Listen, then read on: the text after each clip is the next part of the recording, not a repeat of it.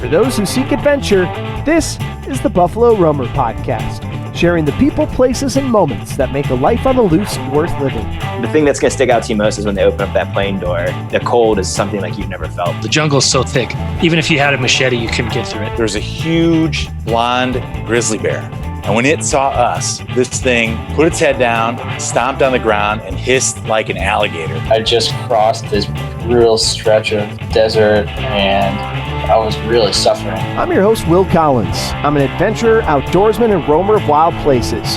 I've backpacked the Brooks Range, rafted the Grand Canyon, and have canoed from source to sea, both the Mississippi and Yukon rivers. I live for adventure, travel, fresh air, and diving into the unknown. And now, I hope to share my passion with you on the Buffalo Roamer Podcast. Here we go, episode 89. Thanks for tuning in. Don't forget to subscribe if you're enjoying the show, share it with a friend, and give it a 5-star rating in Apple Podcasts and Spotify. It really helps us to grow.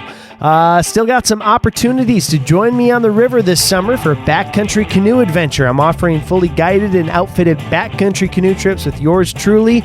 Still have a few limited spaces for October. I got one spot on one of them and a few on another, but they're going quick for an October Green River canoe trip. Tori and I talk about the Green River quite a bit in this podcast, so it's a spectacular place. If you want adventure of a lifetime, come join me on the river. Also in July, I have a few spots open for the Mississippi River Bluff Country Canoe Trip.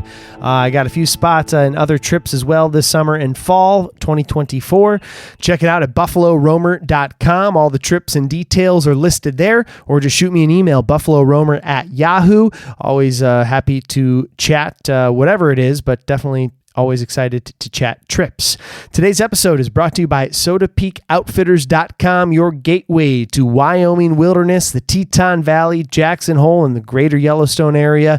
SodaPeakOutfitters.com. Also brought to you by Fischel Paddles, makers of fine handcrafted wooden canoe paddles. That's FischelPaddles.com. And by SRE Gear, family-owned and operated outdoor gear shop in Black River Falls, Wisconsin. You can use the code WILL at any of those sites for a discount. Soda Peak Outfitters is BR2024. All right, today's episode is with Tori Baird. Tori is an outdoors woman. She's a paddler, a canoeist. She has a paddle like a girl. Big into paddling with her family and YouTube as well. Of course, she is married to Jim Baird of Alone, the TV show fame. Jim was back on this podcast on episode number 13, all the way back in August of 2020. So you can check that one out if you're interested to hear from Tori's husband. But this one right here, rocking and rolling with Tori Baird on episode 89 of Buffalo Roamer Outdoors. Pumped to talk to you, excited to talk to you. Tell me a little bit about your background with the outdoors and how you got into paddling, and I guess let's start there. Okay. Well, I did not grow up paddling or very outdoorsy at all. I actually got into it because of my husband. So when we first started dating, he was very outdoorsy his whole life. So when we first started dating, he would bring me on these canoe trips, and it was really my first kind of introduction to what canoeing was and what camping was. I had been to Algonquin Park, like front country camping a couple of times when I was little, but I had never had the experiences of backcountry camping and like canoe tripping. So, loading all your stuff into a canoe and traveling into the backcountry and portaging and all of that. So he took me down, and he's an avid whitewater paddler. So he took me down the Scutamata River in Ontario, which is, I guess it's classified kind of as a expert level kayaking river. So I didn't know what any of that meant. And so I'm just like, sure, let's go for it. And anyways, we ended up, hitting a rock and dumping, and in early spring, the water's freezing cold. And I was just like, what have I gotten myself into? I made us bail the next day. I was like, we're getting out of here. This is crazy. And then somehow I went back for more. And then, we just kept going on trip after trip after trip. And then they started getting bigger and longer and more remote. And I guess I just fell in love with it over time. So and then here I am. That's great. That's amazing. And we should mention your husband, Jim Baird. He was on, I think this is going to be somewhere in episode 80, our convo here. And he was back on episode 13. I talked to him. So when I was just still, figuring out what the heck this podcast was. Wow, good for you. You're doing well. Yeah, not too bad. Well, that's awesome, and it sounds like I kind of have a similar story with my first camping trip with my wife. She hasn't taken to it quite as well as you have, but I remember the first time I had just gotten off the Yukon River. I had through paddled the Yukon, and I had just gotten off it, and I was living in Montana at the time, pretty raw wilderness, and she came out to visit, and she's a city girl, never been camping much, and I took her car camping, but kind of like off-road car camping, and, yeah, I literally just come off a 70-day trip. Like, camping was like second nature. And for whatever reason, I thought about it when I set up our tent, but I was like, it kind of is like, I was setting it up in like a dry wash. And I was like, it'll be fine. Probably not going to rain. I didn't think it was that big of a deal. And of course, at like 4 a.m., it like we wake up to a torrential downpour, and I had given her with a sleeping pad, so I was sleeping because I only had one sleeping pad, and I was sleeping on the tent floor. And I woke up, and like the back of my like sweatshirt was wet, and I was like, "Oh shit, what the heck's going on?" And I like looked in the corner of the tent, and there was like a pool of water and like floating clothes. Oh, no. And I'm like, I like look out the door. I'm like, "Oh crap!" I like wake her up. I'm like, "Leah, I think we got to go." We got to move. Yeah, she's like, "What?" Like the middle of the night.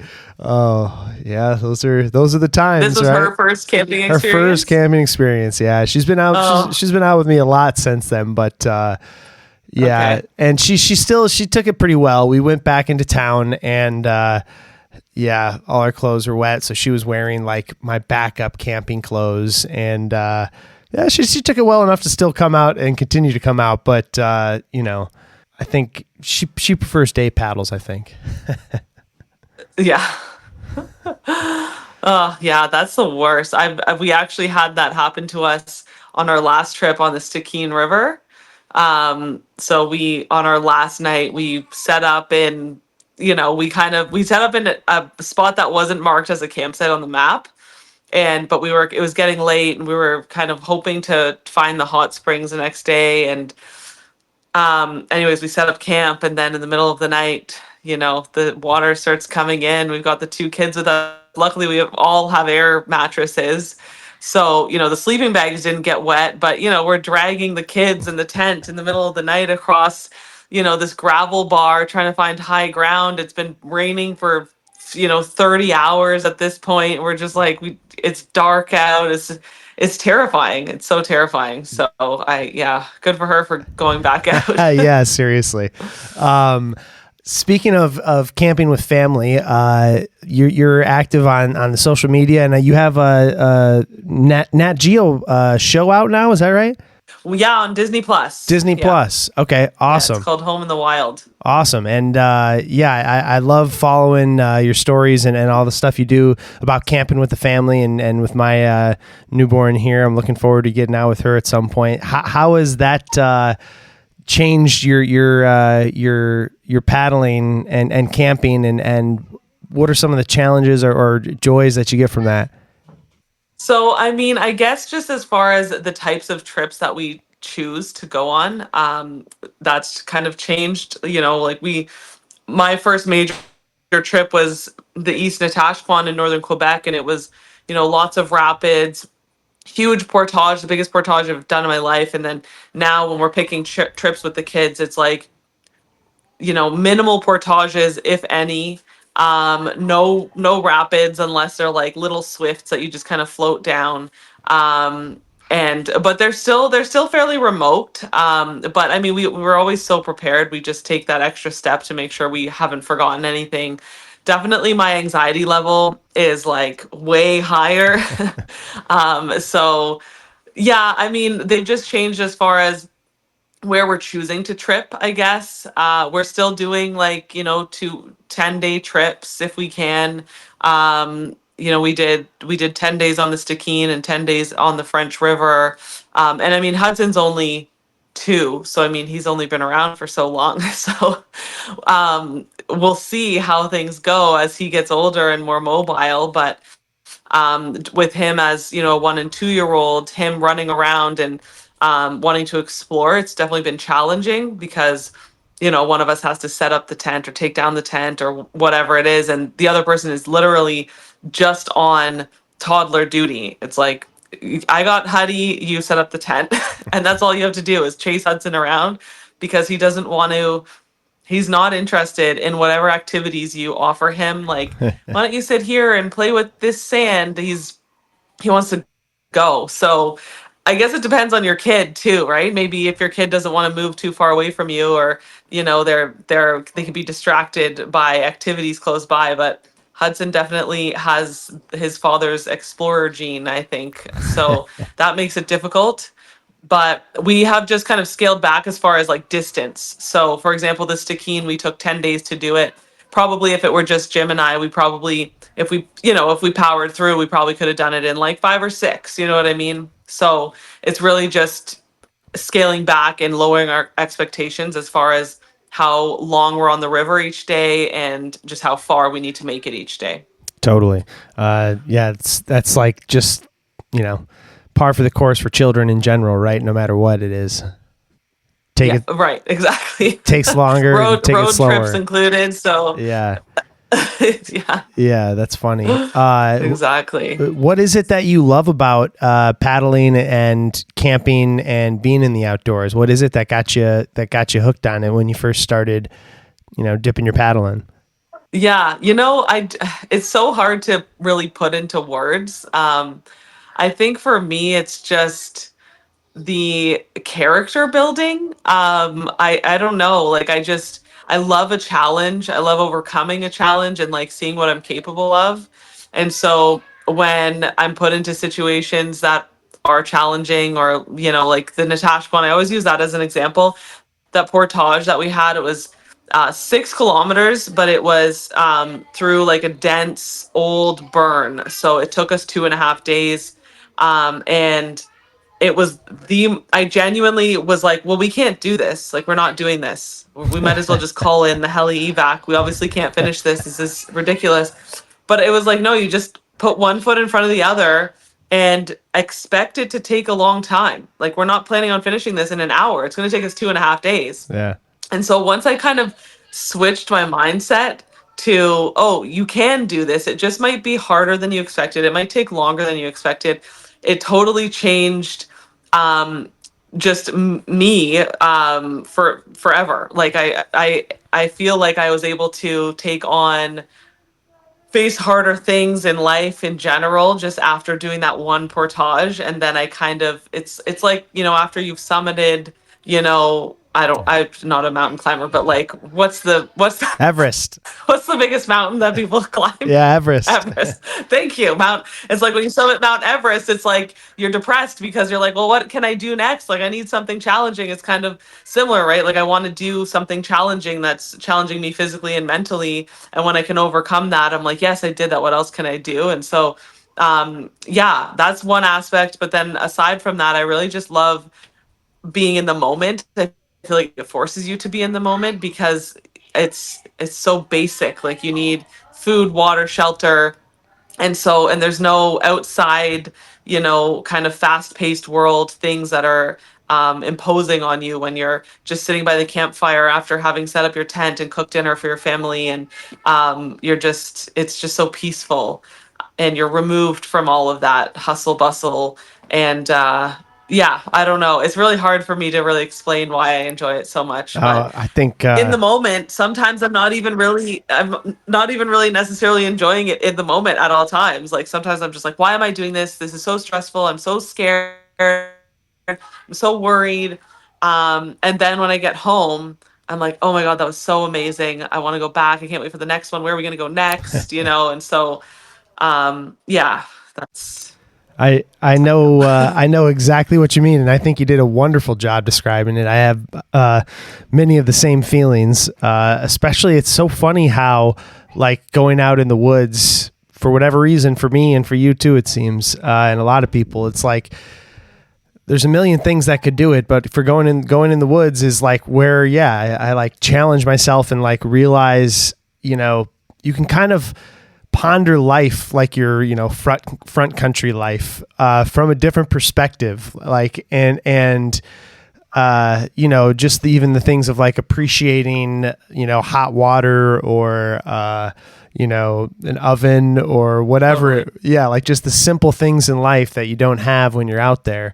And not to mention just, like challenging yourself and overcoming things. It's awesome. And that's just, as you mentioned, one aspect of it, which is great. Yeah. And I've, totally. It's like you, sorry. No. Go for it. I was just going to, out there in the backcountry. we got a slight delay, but I was just going to say that, I think there's a lag. I've do so many river trips now that I rarely do portages, which I'm thankful for. Here in your 2.5 day portage, I pack so heavy now. I have like coolers and like all kinds of fishing gear, like nothing organized at all for portaging.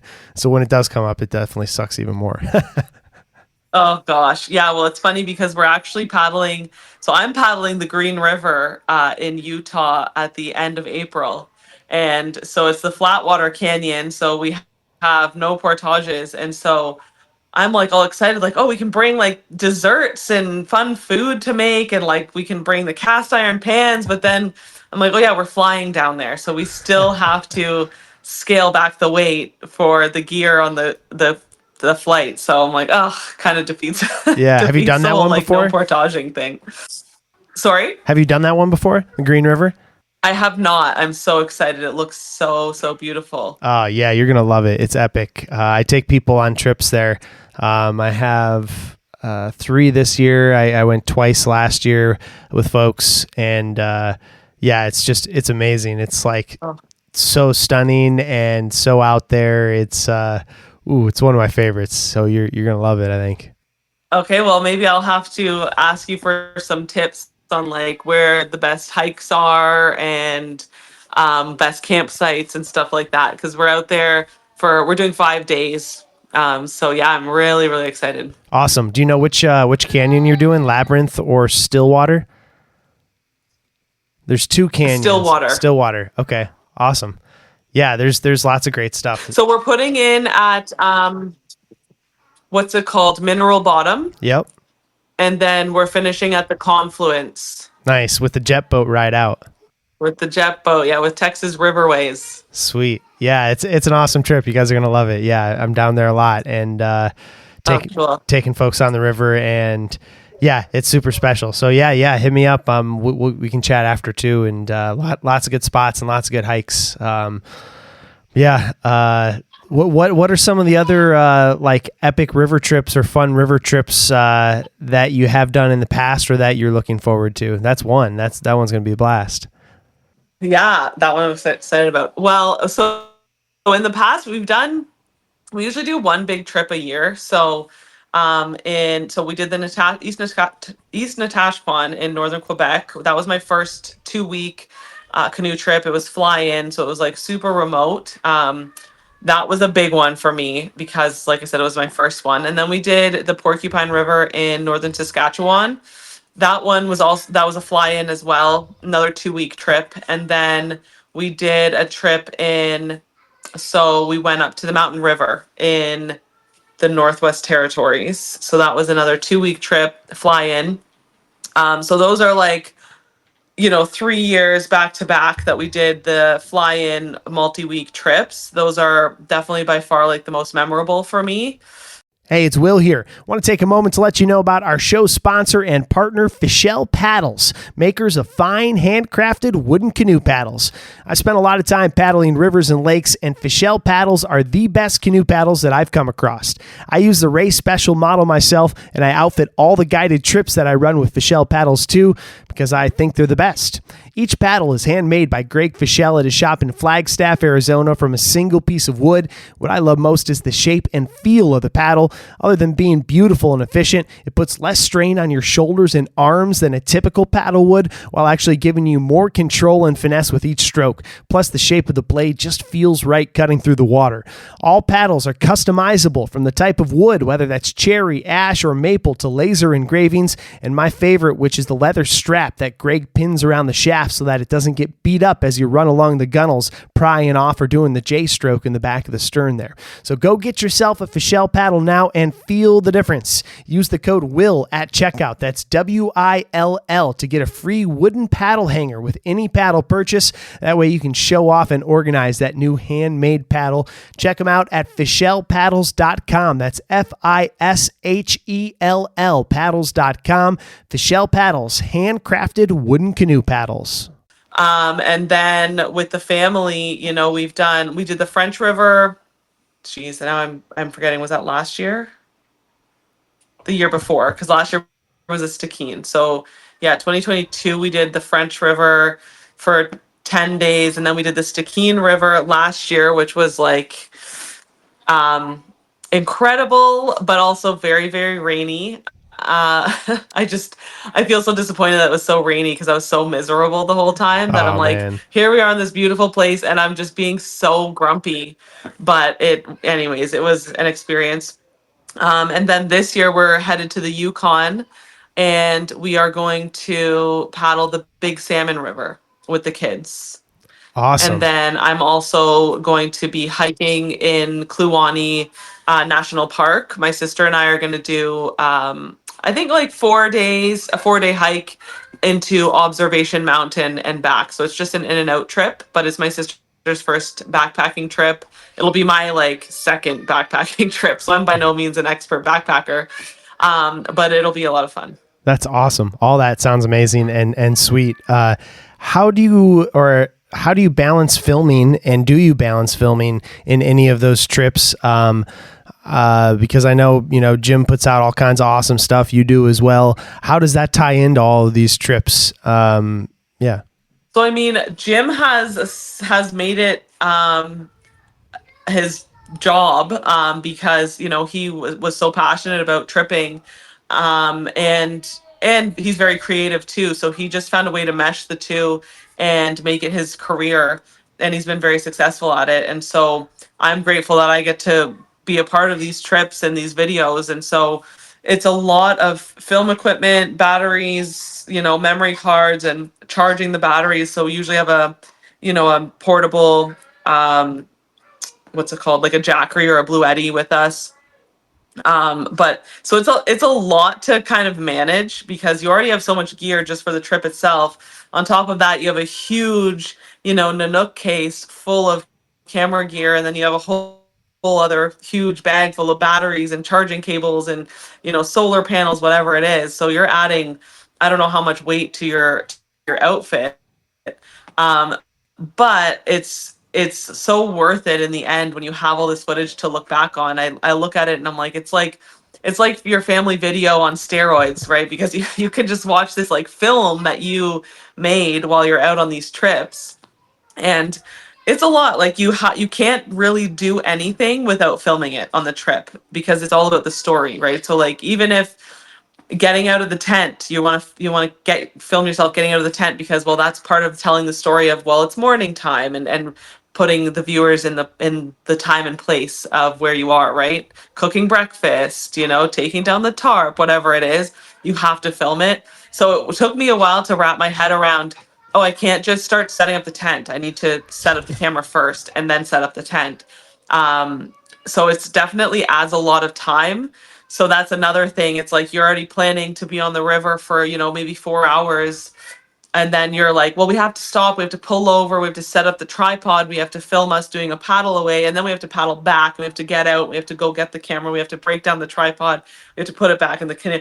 All of that takes a long time. And if you want 4 paddle away shots in a day, that's taking a lot of time. But it's all adds to the story, and it adds the dynamic angles, because if you're just shooting from a GoPro the whole time, that's fine. But if you really want to tell, if you really want it to feel like you're watching a movie, you really need the multiple angles. So I've learned a lot about filming too, and I bet. I'm trying to get better at it because I just started my own YouTube channel just kind of for fun to see where it goes and whatever. And I'm by no means doing a very good job, but I do hope to film more. And like this Green River trip is it's just me and a few girlfriends. So I'm hoping to film a little bit and maybe make a little YouTube video out of it. And it will not be anything of Jim Baird caliber, but it'll still be fun. That's awesome to film for sure. Yeah, that's so much, so much and so involved to do. I mean, even just thinking, sometimes, for instance, I'm on. Not often, but sometimes I play a little music. I play guitar and harmonica and like to sing. And I got a couple buddies and we just jam and play music and, do a couple open mics and small little gigs and stuff. And that's awesome. Every once in a while I'll be at a concert and I'll be like watching somebody and I'll be like, oh, it's not that good, or why isn't this guy dancing, or like criticizing them. And then I step back and I'm thinking like, holy cow, wait a minute. Like I would never go up there and play like these guys. Like these guys are amazing. Like, just the goal it takes to stand up there in front of these people, let alone like actually play well. Like it takes so much. 1,000%. And yeah. I think the same way with your guys' video stuff, because it's like, sometimes I'll bring podcast equipment out on trail and I'll be like, all right, I'm going to try and get, I've only done it a couple times, but like, all right, I'll try and get some stories around the campfire or whatever. And, by the end of the night, it's like, you're tired, there's already been a couple beers cracked. Like you don't want to bust it out, set everything up. Like there's just a lot that goes into it. So yeah, it's cool. Yeah. 100%. Yeah. Like it, and then it feels weird to do it in front of other people too. Like, Jim's gotten so used to it because he's been doing it for so many years, but like, on our road trip, we were camped in campground. So there's people around and we're like setting up tripods. And like, people are probably judging us like, why are you filming your, provincial park camping? And one guy's like, are you filming your breakfast? And it's like, well, yes, we are, but it's part of the story, and I don't think people really realize the amount of work. Like when you say, oh, I'm a YouTuber, I don't think people realize how much work it is, like to have a good video, like, because anybody can go out and film, but like it kind of usually starts off as just like montages and jumpy and like it's hard, but like to be able to film, get all the B-roll you need to set the scene and like really carry through a full story from like morning to evening and have it make sense is challenging. Like you have to know what you're doing and it takes time to learn all of that. But I do think people really underestimate how much work it is and the time it takes to get to know the cameras that you're using and make sure you're not losing any cards and all your stuff is organized and all your batteries are charged and how you're charging them. And it's a lot of work. And then on top of that, the editing, which is all, Oof. Afterwards, there's a lot of editing that goes into it. And then you have to know all the SEO and you have to understand what thumbnails work and what doesn't and what keyword, like it's a full-time job. Yeah. And people just kind of like, oh, you're a YouTuber, but there's a lot that goes into it, especially if you want it to be something that's like really grabs the audience. So it's a lot of fun. Like I've learned a lot about just video, like videography and editing and stuff like that. So yeah. What have you if you had to like give either two questions, I guess. First question is what have been some of the things that you've learned about like telling a story, or what are some of the things that you've found that make one video or one thing successful versus another that maybe has been surprising or just something you've learned like that?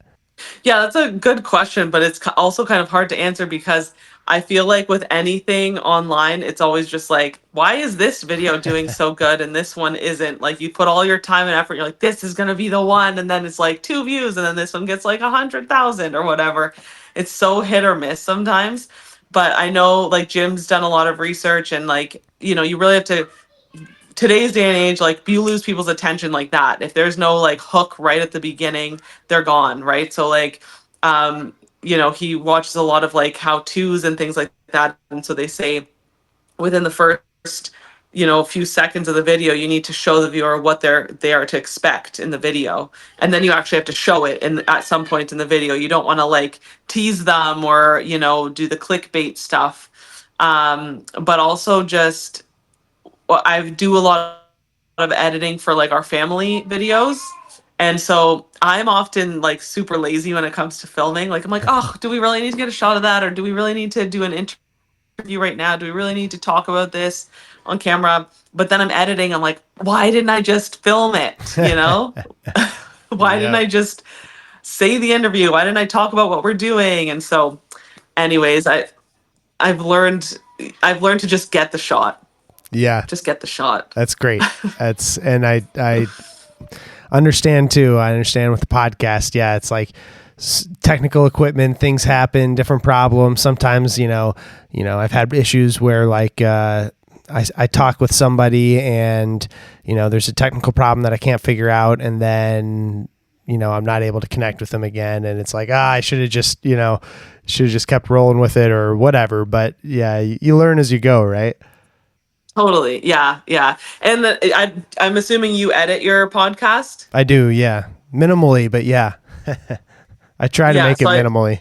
I feel like you learn a lot though I feel like you learn a lot from the editing process too. Like that's where you're like, okay, next time I have to do this. I have to say that. I have to remember to add this in, because when you're actually trying to put it together and make it look or sound okay is when you're like, oh, I forgot to do this. And now it's like, you can't go back and do it. So yeah, it's all a learning process. You do it and you're on your 80th episode. So I feel like you've probably got it pretty dialed in. Yeah, we're getting there. Sometimes it's funny though. I forget what I'll say. Like, I don't even remember half of the conversation I had, and I'll have to listen back to it to like add things to the show notes or different stuff like that. Right. Yeah. What do you have going on with Paddle Like a Girl? Tell me a little bit about it. It sounds like a cool program, and tell me how it kind of how it got started and what it is. Sure. Yeah. So, I started Paddle Like a Girl in 2020, right when COVID was starting, which was a great year to start a business. But yeah, so I the idea behind it was just introducing women to the basics of canoe tripping. And I kind of got the idea from, because our first son, Wesley, he was diagnosed with a syndrome called FOXG1. So he was born in 2018. I was on maternity leave for about a year and a half. And so by, mid 2019, we were like deep in testing for him. So we were doing all the tests, EEGs, MRIs, blood work, and everything, just to figure out why he was so far delayed developmentally. And so I was like super, super stressed out. And then I went on this canoe trip with a friend, and it was a solo canoe trip. So we each soloed our own canoes and took our own outfit. And it was just like really, really empowering for me, because I was like, oh yeah, I can still do this stuff. I'm not just going to be, this mom to a child with disabilities, because that was kind of what I was envisioning. I'm like, well, this is it. Like, I'm going to be a caregiver and that's it, like full stop. And so when I went on the trip and Jim was home with Wesley and everything was fine, and, family comes and helps, it was like, okay, yeah, I still can do the things that I enjoy doing, and I can still be my own person. And so when I got back from the trip, I was just feeling so empowered and inspired. I was like, I need to share this feeling with other moms. Like, other moms need to know that they don't have to just be mom. They can still be themselves and have their own identity. And so it was very much like, kind of, the idea was geared towards moms, because you kind of lose your identity too when you become a mom, right? And so that was the idea. But then I'm like, of course, just any woman can come and join, because just in general, the sport of canoeing is very male dominated, or just like that seems to be what you see when you that just seems to be what you see, I guess. And so I just kind of wanted to change that a little bit and create a space where women can come learn something new that they don't maybe know anything about, and learn from another woman who also didn't grow up doing it, and learned it in her mid 20s, and just kind of have an atmosphere that doesn't feel so overwhelming, because it's hard to get into a sport like this later in life, Totally. not that I'm that old by any means, but it's like there's like this old boys club kind of feeling to canoeing, where it's like, well, I was a camp counselor, and you're like, well, I'll never be as good as them. But it's like, we all have to start somewhere. And so I just kind of wanted to open that up to women. And so, yeah, I've been doing it this is, I guess, there he is. This is the 5th year. And it's a lot of fun. I love it so much. That's awesome. And it sounds Sorry, like my son is making his way down the stairs. no worries. It sounds like a great and fun program. And how has it gone the past few years? How have the what exactly is it? Is it an event? Is it one weekend? Is it couple things? When and where is it? Yeah, sorry, I guess I didn't really explain that. No worries. I didn't ask. Yeah, I have it here at our property. I have it here on our property on the Magnetawan River. So we really do have a beautiful property. It is very much a hill, but people come. I cap it at 8 people now. I was doing 10 participants, but now it's 8. They come here, they camp. It's two nights. The first night is just kind of show up, get to know you. And then the second day is a full day, and we go over everything from, map reading, trip planning, waterproofing gear, and then we talk about the canoe, how to maneuver it on the water, and then we do portaging. So we actually have a short portage to get to the water. We portage, paddle to a lunch spot, have lunch, paddle back, and then have dinner here, and everything's over the fire. And then camp again, and then the next morning is yoga. So it's a workshop, so they're hands-on. They all get in canoes, and they all paddle. They all get to lift a canoe, carry a canoe. It is very it's kind of, the idea is also kind of like a retreat a little bit too. Like, they do have to help with cooking food and stuff like that, but it's also just an excuse to have a weekend away with other like-minded women. That's great. I don't know, it's so fun. It's so fun to see the women like lift a canoe for the first time, and they're like, wow, I had no idea I could do that. Like, I didn't think I was going to do it. And then they're so empowered. And explore the beautiful and rugged Wyoming backcountry with Soda Peak Outfitters in Moran, Wyoming, just down the road from world-famous Jackson Hole. SodaPeakOutfitters.com is the team to talk to get off the beaten path and into an unforgettable wilderness experience. Nestled in the heart of the greater Yellowstone area, Soda Peak calls Bridger Teton National Forest and the Teton Wilderness home. They specialize in guided and DIY fishing and pack trips into some of the most pristine and remote wilderness and water that the lower 48 has to offer. Pack trips by horse, mule, or llama make getting deep into the rugged backcountry doable and makes it a Western adventure in itself. I know one of the trips that I'd love to do is their thoroughfare fishing trip, where with a horse pack team, they take you into the headwaters of the famed Yellowstone River to fish and explore over 5 days. Untouched water, rising trout on a summer morning. Yeah, that sounds right up my alley. They also offer a single-day guided fishing trips as well as trail rides and more. Their pack trips are a great way to disconnect with civilization and reconnect with nature and the mountains. Charles is one of the owners there and the guy to talk to. He can help you tailor a custom trip or get you signed up for any of their classic adventures. Check them out at SodaPeakOutfitters.com. That's soda like the drink, peakoutfitters.com, or give Charles an email at charles@SodaPeakOutfitters.com and use code BR2024 at checkout for 5% off any trip you take with Soda Peak. That's BR as in Buffalo Roamer 2024. Experience true Wyoming wilderness with Soda Peak Outfitters. Hey, it's Will here. Want to take a moment to let you know about today's sponsor, SREgear.com. SRE Gear is a family-owned and operated outdoor gear shop in Black River Falls, Wisconsin, and they have everything you need for your next adventure. Whether you're camping, backpacking, hiking, paddling, or just getting out there and exploring, SREgear.com has the gear you need to get you to those places you love. I recently picked up a new Garmin InReach from SRE. I needed a new communication device for the guided canoe trips I've been leading, and after talking through a few options with the owner, Nick, there, he helped me sort out what I needed and get squared away. And that's one of the things that sets SREgear.com apart is the unbeatable customer service. Call or email with any questions, and you'll talk with the owner, Nick, or someone there close to him. So before you go and buy any outdoor equipment from a big box store, be sure to check out family-owned and operated SREgear.com, and be sure to use the discount code WILL at checkout for 10% off your first purchase. That's discount code WILL at checkout for 10% off. SREgear.com. Great gear, great prices, unbeatable customer service. People who've done it have liked it, and you met some cool people through it, I'd have to guess.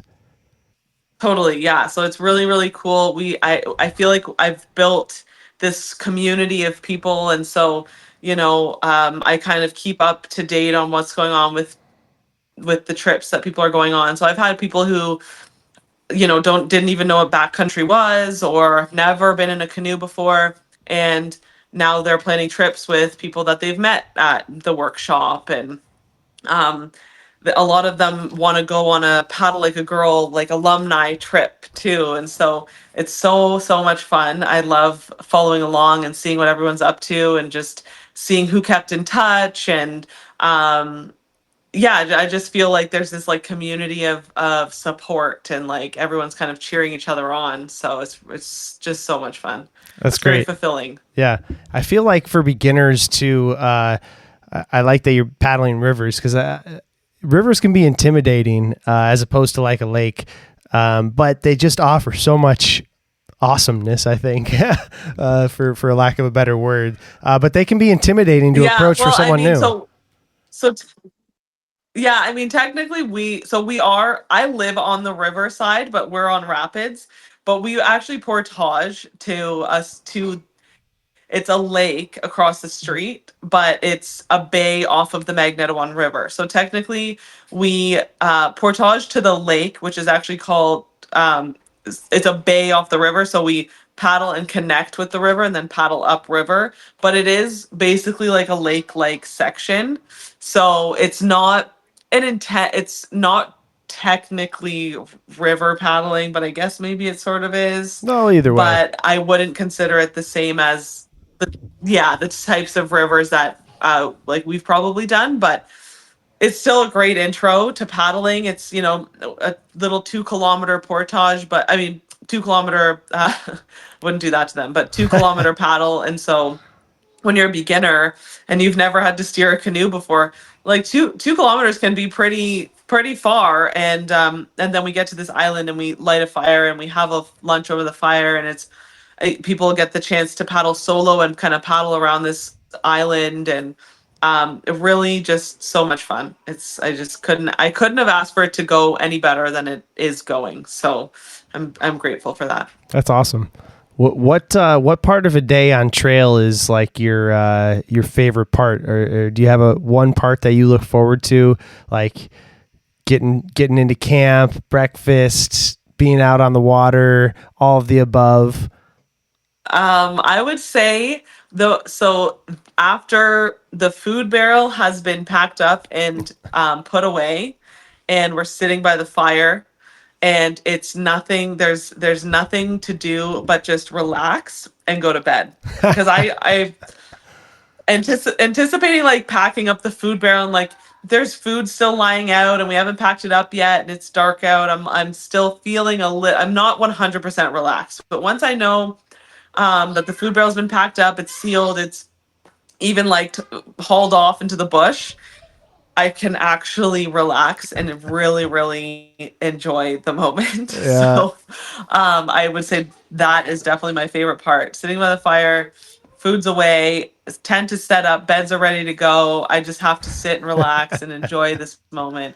before going to bed. I know what you mean. On the guided trips I do, I usually, even on the non-guided trips I do, even when I'm just out with friends, but especially on the guided trips, I love being the last. Well, I'm always the last one to bed. Try to be the last one to bed and the first one up. But like you said, it's like, everyone goes to bed and like camp is just like, a mess and awry. And I've just been like not dealing with people, but, they're small trips, but, talking with people and leading and like, looking at maps and all this stuff. And then, once everyone goes to bed, I toss a couple extra logs on and, put everything away in the exact meticulous spot that Take I a moment like. to relax. Yeah, exactly. Go down to the water, take a few moments. Totally. Yeah, it's the best. I can imagine as a guide. I mean, that's how I feel with running the workshops. It's definitely not like we're not in the backcountry or anything, but you're still on 100% of the time. Like you're still very much like you're anticipating needing to help somebody or fix something or clean something up or get something ready. And so as much as like you might be enjoying it because, well, it's the evening and everyone's eaten and now we're still just sitting by the fire and chatting, there's still work to be done and you're still not 100% like, okay, everyone's in bed. I can relax. Everyone's okay. Totally. Yeah, 100% and more. And funny story about this actually, on the Green River, on the section that you're going to be going to in April, you said? So coming up here. Yeah. End of April, yeah. Okay. Geez. Yeah, that's awesome. That'll be real soon. But on one of the trips I did there, it was the last day and we took out where you're going to be starting, which is Mineral Bottom. And it's a pretty gnarly drive down to get to the boat ramp. Yeah, it's pretty gnarly. The pucker factor can be high. And the whole time we started, I had done it several times, as the leader of the trip, so I knew what was to come, but we were kind of talking about it and building it up. Like, I was like, oh yeah, the drive out's really gnarly. It's blah, blah, blah, gnarly. And so we finally get to the end of the trip and, I have like a weight off my shoulders a little bit, like everything went great, smooth trip, everybody had a blast, people want to go again. And, it's kind of like, all right, I've done my job. And then you're at like a very remote backcountry boat ramp in the middle of the desert. And there's only one way out of the canyon, like back up to the tall plateau. And for whatever reason, there was my vehicle, which I was taking like half of the group, and then there was another guy and his friend whose vehicle was down there as well. And they drove the wrong way. Instead of going up to the plateau, they like went on a 4x4 trail the opposite way. So they started out on like a 4x4 trail and they're like, oh yeah, this is pretty gnarly. And then as they kept going, they ended up getting stuck down there. And so I get a call like several hours later because of course it's no cell service down there. And so I think what happened is one of them hitchhiked out, got in contact with me. I was in Moab and like we organized a tow truck to go all the way down and like pull them out of the mud and get them back up to the plateau. It was just like, just when you think everything is wrapped up and taken care of. Oh, right. Yeah. You're like, I'm home free. We're good. Everything's good. Oh, geez. Yeah. Of course. What, do you have any interesting YouTubers or outdoor people that you've met doing this? I mean, a lot through Jim, because Jim, collabs with people and stuff like that. So I have through him, like, I'll be honest, I don't watch a lot of YouTube. Oh, don't be shy. So, but. Or I guess I just said YouTuber, but okay. have you met like who's an interesting outdoors person that you've met either from your any of your time or just interesting person maybe, I don't know. Well, I mean, I have met really cool people through Paddle Like a Girl and just through like being online as an outdoor person. like I'm working with someone now who's helping me with Paddle Like a Girl. She's helping me with, the website and my socials. And she's doing an incredible job. She came to a workshop last year. The girl who founded BIPOC Outdoor Gear Library. I don't know if you've heard of it, but they're in Hamilton, Ontario. But they basically started an outdoor gear library for the BIPOC folks in the area, just because they just kind of want to help break down barriers and make it more accessible. They're doing incredible things. I'm actually doing an event with them at the end of May. And just, yeah, I don't know. I've made friends, which is really, really cool. And friends that are into the same things as me. And, another person her name is Anne. She's like an outdoors woman who, does a lot of camping and hiking and stuff like that. And so we've gone on a couple trips together. And so it's just really cool to meet like-minded people who I get along with so easily, can just chat with. And yeah, we're all kind of in the same community, which is really neat. Yeah, that's awesome. Yeah, I know I've just from doing the podcast, I've met a lot of interesting people, and so it's surprising too. I don't know if it's the same that you found or being tied in with Jim. That I have this podcast and people listen from all over the world, but then I'm also surprised at how many people are not far from me at all that are oh yeah, I live a couple towns away or whatever. So it's been cool to even link up with people that way. It is a small world, eh? Even where we live, Sorry. Oh, sorry. No, I think we're lagged a little bit. Yeah, we're lagged. No, it's I'm okay. interrupting. I was just gonna say, even in Wesley's school, where he goes to school, there's this. It's a small town, but for some reason, every time we go to that town, someone's like, "Hey, you're Tori Baird," and it's funny to see how many people know us from so locally. I would have assumed we'd never run into anybody who has any idea who we are, but. I guess just because of where you live, you're kind of living rurally and you're into the same stuff. It's well, yeah, why wouldn't they watch outdoor YouTube channels? I guess that's just what we do, right? So yeah, absolutely. It's pretty cool. Yeah, it is cool. How about, do you consider yourself a gearhead, or do you not care and you just want to throw everything in the boat that'll get you by? Where do you fall on that spectrum? That's a good question. I never really thought about that. A gearhead. I wouldn't say I'm a gearhead, no. But I guess it depends what that even really means. I like to bring more stuff. Sure. I'm yeah, we can fit that. That can come with us. I'll carry that, because I do like to have the extra luxuries, I suppose. And especially if there's no hard portages, I'm yeah, if it fits in the boat, let's bring it. Sure, why not? And even on portages, I'm I don't mind carrying a little extra weight so I can have that, camp chair or that extra sweater, Yep. So I don't know if that counts as a gearhead or not, but I think I totally get what you're saying, and I'm the same way. I pack heavy on all my stuff, and part of that is just doing so many river trips and trying to avoid portages as much as I can. But by your response, no, I don't think that you're what I would call a gearhead, which is the type who are obsessed. I don't think I am either. But they're they want the newest, the latest and greatest. They're counting their the specs on all the new gear, and there's people that are just really into right.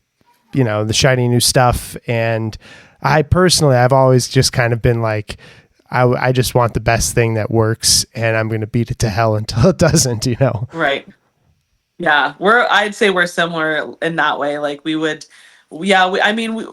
Some things we might get new stuff, but we're not really going out and buying the fancy, pots and whatever. We're Right. just kind of this is what we've used for a long time and this works. It's what we like. It's heavy and it's big and bulky, but we're not gonna switch to the ultra light folding down packable stuff. So yeah, we have the things we like and the things that we don't really care to upgrade, I guess. Yeah, I'm the same way. What is there anything in your kit that or what are your favorite items in your kit outside of like the, bare essentials, like your tent, sleeping bag? Like what do you have, like a knickknack in your kit that you always look forward to having, or a favorite piece of gear? I don't know. I don't think it's so much a favorite piece of gear for me. I actually think for me it's food. As bad as that is. There you go. I'm very we need to have hot chocolate on every trip. And I need to bring a bottle of spiced rum to mix with the hot chocolate. I'm very Nice. when I'm camping, it's hot chocolate with spiced rum, or any dark whiskey or whatever it is, like any dark spirit, I guess. I don't know. But hot chocolate is for me a must, even in the summer. There's something about having that sip of hot cocoa, and it just kind of relaxes me, and it makes me ready for bed, I guess. So I feel like for me, my staple would be hot chocolate on a trip. I hear you. Boom. I also love my two favorite times, I think, of the day. I already told you the packing up. We shared that, but I also love an early morning cup of coffee, sitting around the campfire, not rushing to pack up camp, just hanging out with a hot cup of coffee, watching the water flow by. It's like, oh man, that's the best. I don't think I've ever experienced that. You're always rushing. Just sitting and drinking a cup of coffee. We're always I'm taking a sip and then packing this up and taking a sip, and then it gets knocked over, or it's ice cold by the time I get to it. So just that sounds wonderful. That sounds lovely. I would love that too. But I'm when you were saying that, I don't think I'm you just are enjoying your coffee and sitting. That sounds wonderful. It is. When you get the chance. I get it. Yeah. Get the chance. I suggest trying it if you can. Put Jim with the kids and okay. Take a moment. Okay. Well, Tori, we'll kind of wind her down here. Is there anything we didn't touch on that we'd like to? I'm going to ask how we can get a hold of you and all the, where we can follow you and stuff. But you have the the Disney Plus program that you mentioned. What's that called? And what's the best way to watch it? Just on Disney Plus, I suppose. Yeah, so it's called Home in the Wild. So it was filmed with Nat Geo, but I guess Nat Geo's under Disney. So it's now it's on Disney Plus in the US and in Canada. So it's only 4 episodes. They're not filming anymore. So I hope you watch it, but I hope you don't like it too much, because that's all you're going to get is 4 episodes.